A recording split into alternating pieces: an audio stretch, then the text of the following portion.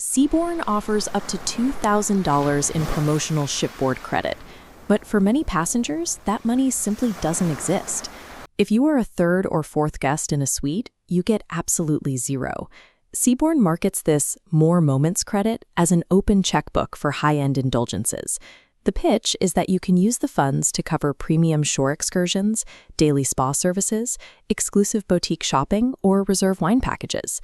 When you book an all-suite ticket on a luxury line, the baseline expectation is a frictionless financial experience. You are paying a premium upfront so you can step onto the deck, order a drink, and completely ignore your wallet for the next 7 days. But the mechanics of the contract tell a different story. The massive numbers plastered across promotional flyers are systematically walled off by pages of dense legal stipulations designed to restrict exactly who gets to spend that money. A promotional shipboard credit is almost never a blanket gift to the passengers. It is a highly conditional agreement, mathematically engineered to limit the cruise line's financial liability. The first major hurdle is what we can call the eligibility gap. According to the specific terms of the More Moments offer, the credit applies strictly to the first 2 guests listed in a suite. In reality, families or groups of friends frequently travel together by booking the 3rd and 4th berths within a single, high-capacity room to keep the group cohesive. Because of the 2-guest limit, those additional passengers are completely frozen out of the marketed perks. If guest 3 wants a massage or guest 4 wants to join the reserve wine tasting, they have to pull out their own credit cards and pay the full retail price. This diagram shows the specific layout of a 4-berth cruise suite. The primary couple occupying the bright, active berths receives the financial benefits of the promotion. Meanwhile, the extra guests in the muted berths are assigned $0. The primary couple enjoys spa treatments and wine covered by the house, while the secondary guests sharing the exact same square footage pay out of pocket. Paying the premium price for the room does not protect the group from this division. By enforcing this strict eligibility rule, the cruise line actively penalizes group travel. They take what should be a shared vacation and mechanically turn it into a divided financial hierarchy. Even if you are the primary guest and clear that first hurdle, your payout is still heavily restricted by the room category you select. The promotion operates on a strict spending-to-reward ratio. The amount of free money you are granted is tethered directly to how much cash you hand the cruise line up front.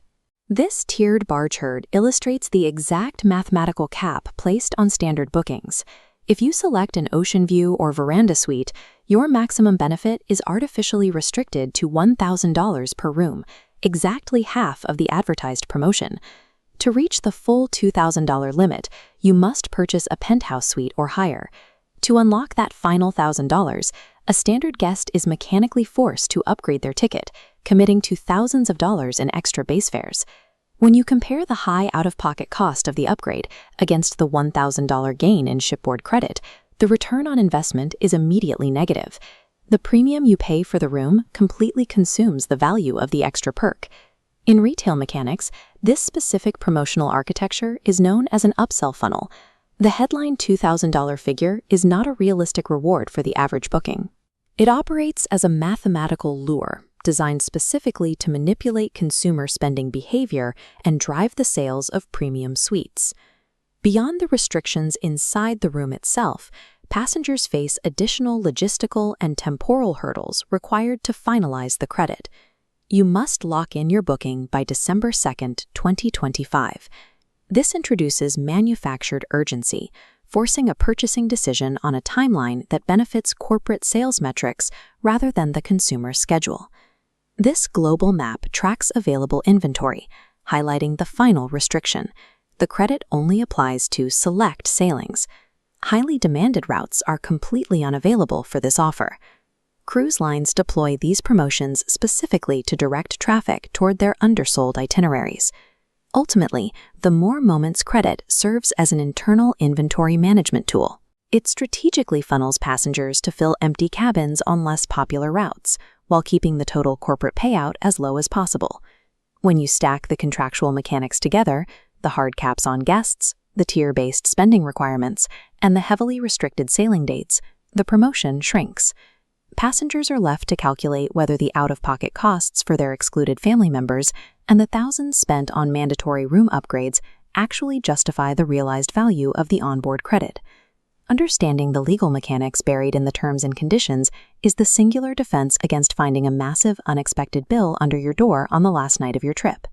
Free money at sea is an illusion built by marketing departments.